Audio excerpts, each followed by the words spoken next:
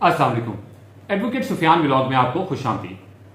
आज का ये व्लॉग हम डॉक्टर तहरीर साहिबा के चैनल के लिए एक्सक्लूसिवली बना रहे हैं और इसमें कुछ बहुत ही जबरदस्त किस्म की इंफॉर्मेशन है जो हम आपसे शेयर करने जा रहे हैं।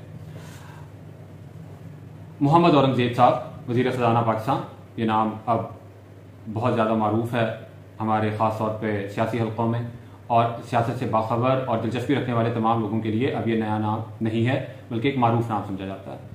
मोहम्मद औरंगजेब साहब कहाँ से आए, अचानक से कहाँ से नमूदार हुए और शहबाज शरीफ काबीना का हिस्सा भी बन गए, और इसहाक डार जैसे इन्फ्लुएंशियल शख्स जो कि शरीफ खानदान के बहुत करीब समझे जाते हैं, उन्हें रिप्लेस किया गया मोहम्मद औरंगजेब साहब से।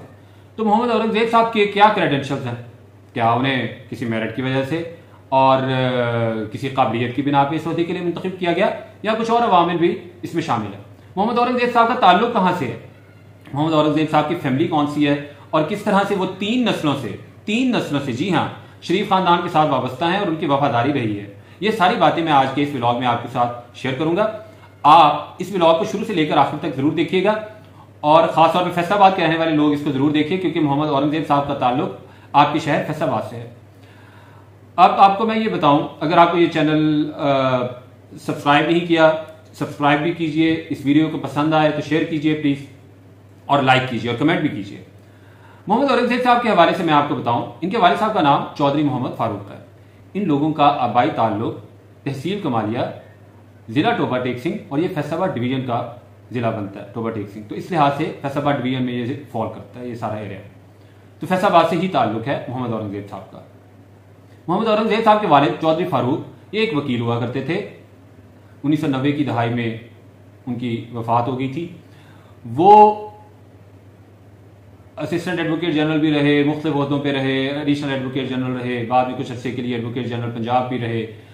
मोहम्मद फारूक साहब फिर बाद में नवाज शरीफ साहब का जो पहला दौरे हुकूमत था 1990 से लेकर 1993 तक, उस अरसे में कुछ अरसे के लिए attorney general, additional attorney general हुआ करते थे। फिर उन्हें एक्टिंग चार्ज मिला था अटर्नी जनरल फॉर पाकिस्तान का, और फिर वो दोबारा से जब नवाज शरीफ साहब 97 से 99 वाले अरसे के दौरान आए तो उस दौरान भी चौधरी फारूक साहब अटर्नी जनरल फॉर पाकिस्तान रहे। तो ये वालिद हैं मोहम्मद औरंगजेब साहब के। मोहम्मद औरंगजेब साहब के जो दादा हैं उनका नाम चौधरी सदीक है, ये अराई बरादरी से इनका ताल्लुक है। और ये चौधरी सदीक साहब जो थे ये भी वकील थे, यानी इनके दादा भी वकील थे मोहम्मद औरंगजेब साहब के। वो बाद में कुछ अर्सा के लिए लाहौर हाई कोर्ट के जज भी रहे। अच्छा, अब उस सारी कैपेसिटी में ये एक दिलचस्प मैं आपसे बात शेयर करूं कि चौधरी सदीक साहब इत्तफाक फाउंड्री के और इत्तफाक ग्रुप ऑफ इंडस्ट्रीज के जो लीगल मामलात थे, और मियाँ शहबाज शरीफ और मियाँ नवाज शरीफ साहब के वालिद मियाँ शरीफ साहब, उनके वो लीगल एडवाइजर भी थे। तो आप देखिए कि ये सिलसिला अगर आप कम अज कम अगर कुछ अपने जहन में लेकर आए, प्रिसाइसली अगर मैं बता सकूं आपको, तो ये 1970 से चौधरी सदीक साहब इस खानदान से मुंसलिक थे जो मोहम्मद औरंगजेब साहब के दादा, यानी दो नस्लें पीछे मोहम्मद औरंगजेब साहब तीसरी नस्ल बनती है। अब चौधरी सदीक साहब के बेटे मोहम्मद फारूक साहब, चौधरी फारूक साहब, वो नवाज शरीफ के मुख्तलिफ अदवार में अच्छे ओहदों पे रहे, जिन्हें हमारी वकालत की नज़र से समझा जाता है कि अगर आपने कोई प्रैक्टिस की बजाय आपने बाकायदा की जॉब करनी है वकालत से ही रिलेटेड, और बाद में कहीं पे आप खुद को कहीं एलिवेशन भी चाहते हैं हाई कोर्ट में, तो फिर उन वाली साइड पे और उन ब्रांचेस में आप जाते हैं। तो चौधरी फारूक साहब उन साइड्स पे रहे। अच्छा, अब इनके एक और भाई मैं आपसे बड़े इंटरेस्टिंग औरंगजेब साहब के चचा का आपसे शेयर करूं, खलीलुर रहमान रमदे साहब। ये खलीलुर रहमान रमदे साहब का भी आप में से अक्सर देखने वालों को इल्म होगा। वो वकालत करते रहे और वकालत के दौरान वो भी एडवोकेट जनरल ऑफिस पंजाब में मुख्तलिफ ओहदों पे रहे, अटॉर्नी जनरल ऑफिस पाकिस्तान में मुख्तलिफ ओहदों पे रहे, और अब बाद में उनकी एलिवेशन हो गई 90s में लाहौर हाई कोर्ट में बतौर जज। काफ़ी तवील अरसे तक 8-10 साल तक वो लाहौर हाई कोर्ट में बतौर जज तैनात रहे। फिर वो बाद में सुप्रीम कोर्ट में चले गए और वहाँ पे भी उन्होंने बतौर जज अपनी खिदमत अंजाम दी। बाद में सुप्रीम कोर्ट से ही रिटायर्ड हुए। ये वही खलीलुर रहमान रमदे साहब हैं जिन पे इमरान खान साहब ने 2013 के इलेक्शन में इल्जाम लगाया था कि उन्होंने नजम सेठी के साथ मिलकर इलेक्शन को मैनेज किया था। और खलीलुर रहमान रमदे साहब पे ये इल्जाम भी इमरान खान साहब लगाते थे कि इन्होंने उस जमाने की जुडिशरी, जो कि जुडिशरी में से चूंकि उस जमाने में आरओ वगैरह और डीआरओ वगैरह लिए गए थे, तो इन्होंने बाकायदा तौर पर उनसे मुलाकात की थी और उनसे कुछ गाइडलाइंस तय की थी। ये इमरान खान साहब ने कहा था उस जमाने में 2013 में। ये वही खलीलुर रहमान रमदे साहब है। अब इससे आगे चलते हैं। एक इनके भाई है चौधरी असदुर रहमान साहब। ये तीन भाई थे, चौधरी फारूक सबसे बड़े, फौत हो गए 90s में। खलील रहमान नमदे साहब सुप्रीम कोर्ट जज के तौर पर रिटायर्ड हुए, अभी तक हयात हैं। सबसे छोटे भाई चौधरी असद रहमान, ये कमालिया से 2-3 दफा मुस्लिम लीग नून के टिकट पे MNA रहे। इन्हें बाद में इनकी बदकिस्मती हुई कि इन्हें रियाज फतेहाना आगे से मिल गया।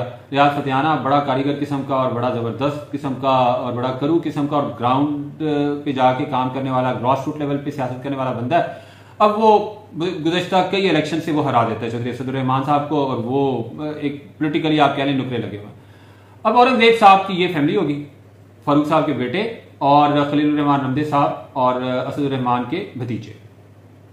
इसमें अब एक और आपको इंटरेस्टिंग बात बताऊं कि इनकी जो शादी हुई है, खलील रहमान नमदे साहब का एक ही बेटा है मुस्तफा रमदे और एक ही बेटी है आमना। आमना रमदे के साथ मोहम्मद औरंगजेब साहब की शादी हुई है, यानी ये अपने चचा के भतीजे भी हैं और दामाद भी हैं। मोहम्मद औरंगजेब साहब ने तालीम यहाँ से हासिल की, पाकिस्तान से, और उसके बाद ये बाहर से भी उन्होंने कुछ डिग्रीज की, कॉमर्स की और इकोनॉमिक्स से रिलेटेड। तो उसके बाद इन्होंने मुख्तलिफ बैंक्स में जॉब की, JP मॉर्गन में और मुख्तलिफ सिटी बैंक में, और इसी तरह से जो फॉरेन बैंक समझे जाते हैं उनमें ये अच्छी एग्जीक्यूटिव पोजीशंस पे रहे। फिर ये 2013 से ऑनवर्ड ये पाकिस्तानी बैंक्स में आ गए और फिर पाकिस्तानी बैंकिंग सेक्टर में आ गए।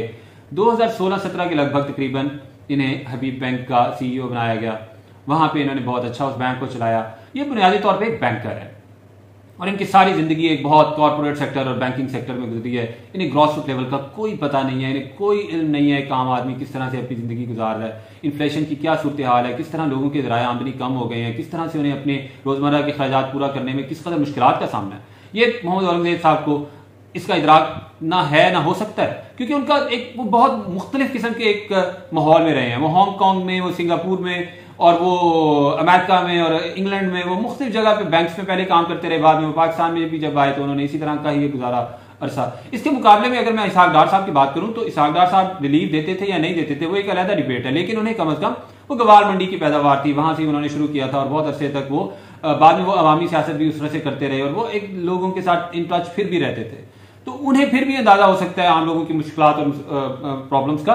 मोहम्मद औरंगजेब साहब को उस तरह से नहीं है। तो मैं ये बताऊं कि जो बहुत सी बात होती रही है पिछले दिनों मीडिया में कि मोहम्मद औरंगजेब साहब को बहुत मेरिट पे उन्हें बनाया गया है और बहुत उन्हें उनकी पेशा वराना काबिलियत की वजह से बनाया गया, तो ऐसा हरगिज़ नहीं है। जो हमेशा से एक क्राइटेरिया रहा है शरीफ खानदान का कि अपने साथ अपनी जो वफादारी है अपने साथ, उसको वो बहुत ज़्यादा एक ऑनर करते हैं, उसको बहुत ज़्यादा वैल्यू करते हैं और उसी को अहमियत देते हैं और उसी की बेस पे लोगों को रिवॉर्ड कर रहे होते हैं।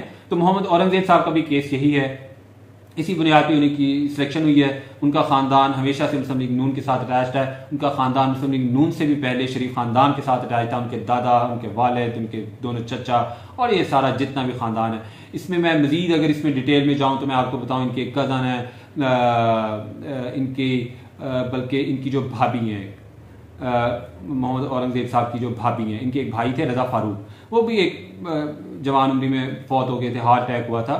ये बाद में ये 2008 के अरसे में ये इन्हें ये नवाज शरीफ के साथ बड़े अटैच थे लीगल मैटर्स में जो उन जमाने में चल रहे थे नवाज शरीफ साहब के, जब वो मुल्क में वापस आ गए थे जलावतनी के बाद। तो इनके जो भाई थे रजा फारूक, वो उन्हें बड़ी एडवाइस दिया करते थे, लीगल एडवाइस, तो वो फौत हो गए थे। तो इनकी जो एक भाभी हैं आयशा रजा फारूक, वो भी मुख्तलिफ ओहदों पे तैनात रही हैं, वो सेनेटर भी रही हैं पिछले एक ये वाली टर्म सेनेट की छोड़ के इससे पिछले टर्म में। उसके बाद आयशा रजा फारूक इस वक्त भी इनकी जो मरहूम भाई की बेवा है, वो इस वक्त भी एक वफाकी कमीशन है जो इंसदादे हरासमेंट टू चिल्ड्रन और इस तरह का, उसकी वो उसे हेड कर रही है। तो इस फैमिली में बहुत ज़्यादा नवाज़शात हैं, बहुत ज़्यादा नवाज शरीफ फैमिली की रही हैं और इन्हें वो बहुत अपने करीब रखते हैं, इन्हें मुख्तलिफ वजहों से नवाजते रहे हैं और उसी नवाजे जाने की ये कड़ी है कि मोहम्मद औरंगजेब साहब आज वज़ीर ख़ज़ाना पाकिस्तान है। तो ये एक था तारुफ, और मैं फैसलाबाद से जो उनका ताल्लुक था वो फैसलाबादियों और लालपुरियों के लिए मैं बताना चाह रहा था। तो ये एक आज का व्लॉग का टॉपिक था, ये मैंने आपसे शेयर करना था।